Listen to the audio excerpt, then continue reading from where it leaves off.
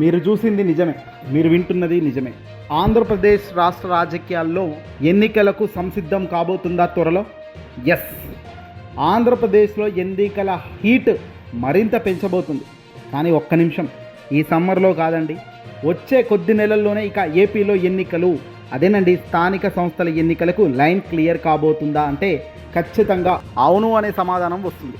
ఆంధ్రప్రదేశ్లో స్థానిక సంస్థల ఎన్నికలకు సంబంధించి ఇప్పటి నుంచే సన్నాహాలు ప్రారంభించేసింది ఎన్నికల సంఘం. పాలక వర్గాల పదవీకాలం ముగిస్తున్న నేపథ్యంలో అమరావతిలో ఉన్నత అధికారులతో నేడు కీలక భేటీ నిర్వహించింది రాష్ట్ర ఎన్నికల కమిషనర్ చంద్ర పునేట్. ఈ సమావేశానికి పంచాయతీరాజ్ శాఖ, గ్రామీణ అభివృద్ధి శాఖ, పురపాలిక శాఖలు, అలాగే బీసీ సంక్షేమ శాఖల ముఖ్య కార్యదర్శులు, కమిషనర్లు అందరూ కూడా హాజరయ్యారు. 2027 జనవరి 1 నాటికి కొత్త పాలక వర్గాలు బాధ్యతలు చేపట్టేలా ప్రణాళిక సిద్ధం చేశారు. అంటే దాదాపుగా సెప్టెంబర్ ఆర్ అక్టోబర్ నెలల్లో నోటిఫికేషన్ విడుదల చేయడం, డిసెంబర్ కల్లా పూర్తికై ఎన్నికల ప్రక్రియ పూర్తి చేయాలని ఆలోచన చేస్తున్నారు. ఇక మొత్తం రాష్ట్రంలో 123 పురపాలిక సంఘాల్లో వార్డులు, డివిజన్లు పునర్విభజన ప్రక్రియ కంటిన్యూ అవుతుంది. జూన్ చివరి నాటికి పూర్తి కావచ్చని అధికారులు ఈ సందర్భంగా ఎన్నికల దృష్టికి తీసుకొచ్చారు. ఈ భేటీలో ప్రధానంగా ఎన్నికలు ఏర్పాటు, వార్డుల పునర్విభజన, రిజర్వేషన్ల ఖరారు వంటి అంశాలపై అధికారులకు ఆదేశాలు ఇచ్చారు. బీసీ రిజర్వేషన్లు ఖరారు కోసం డెడికేటెడ్ కమిషన్ తన నివేదిక జూన్ నెలల్లో ప్రభుత్వానికి ఇచ్చే అవకాశం కనబడుతుందంట. ఈ నివేదిక ఆధారంగా మరుసటి నెల అంటే జూలైలో రిజర్వేషన్లు ఖరారు చేసే అవకాశం ఉంది. అంటే రాష్ట్రంలో మొత్తం 13,291 పంచాయతీలకు ఓటర్ల జాబితా రెడీ చేసినట్టు తెలుస్తుంది.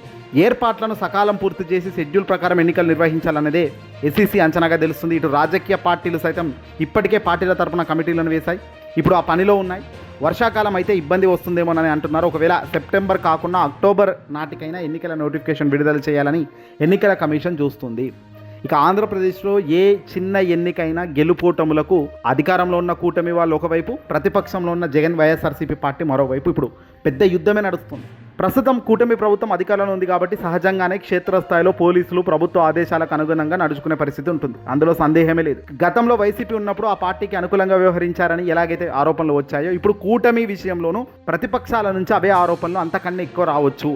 ఇక పోలీసులు ప్రభుత్వం చేతిలోనే ఉంటారు కాబట్టి ఇప్పుడు ఏం చేస్తారు, చట్టబద్ధంగా న్యాయబద్ధంగా అడుగులు పడతాయా లేదా అనేది ఒక ఆసక్తికరంగా ఉంది.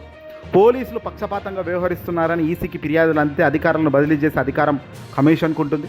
గతంలో నిమ్మగడ్డ రమేష్ కుమార్ విషయంలో ఆ సమయంలో పోలీసు అధికారులపై ఈసీ తీసుకున్న చర్యలు మనం చూసాం. పోలీసులు పరిస్థితి కూడా కత్తి మీద పాములా ఉంటుంది. ఇప్పుడు ప్రభుత్వం మారిన ప్రతిసారి పై స్థాయి నుంచి కింది స్థాయి వరకు బదిలీలు జరగడం వల్ల కొత్తగా వచ్చిన అధికారులు ప్రస్తుత అధికార పక్షానికి ఇబ్బంది కలగకుండా చూసుకోవాల్సిన ఒత్తిడిలో ఉంటారు. రాష్ట్రంలో వైఎస్ఆర్సీపీ పార్టీ బహుశా అధికారం కోల్పోయిందేమో కానీ ప్రజల్లో మాత్రం అభిమానం విపరీతంగా కనబడుతుంది వైఎస్ఆర్సీపీ పార్టీకి. ఇప్పుడు ఈ స్థానిక సంస్థల ఎన్నికలతో వాళ్ళ సత్తా నిరూపించుకోవాలి. ఎన్నికలు రాబోతున్న మరో 2-3 సంవత్సరాల్లో ఎన్నికలు ఉన్న తరుణంలో వాస్తవానికి ఈ చిన్న చిన్న ఎన్నికల్లో తమ బలం చాలా బలంగా నిరూపించుకోవాలి. ఈ గతంలో ఎన్నికలు ఈవీఎంలు మేనేజ్ చేశారు, ఈవీఎంలలో మాయ జరిగిందనే ఆరోపణలు వస్తున్న తరుణంలో ఈసారి మాత్రం ఫుల్ ఫ్లెడ్జ్డ్గా వైసీపీ స్వింగ్ నడిపించే కార్యక్రమం చేస్తుంది.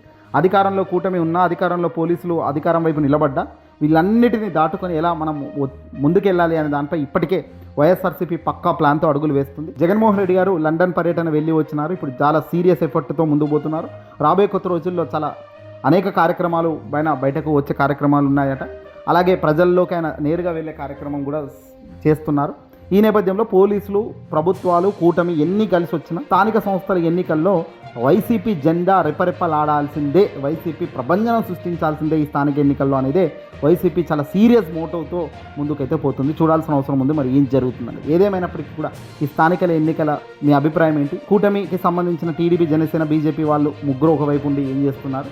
ఒకవైపు అధికారం కాకుండా ప్రతిపక్షంలో ఉన్న వైఎస్ఆర్సీపీ పార్టీ, జగన్మోహన్ రెడ్డి గారి ప్రభుత్వం వైపు ఈ ఎన్నికల్లో విజయం సాధించేది ఉందా ఏంటి అనేది మాత్రం మరికొద్ది నెలల్లో ఖచ్చితంగా ఇది ఒక పెద్ద సునామీ రాబోతున్నట్టుగా తెలుస్తుంది ఏపీ వ్యాప్తంగా.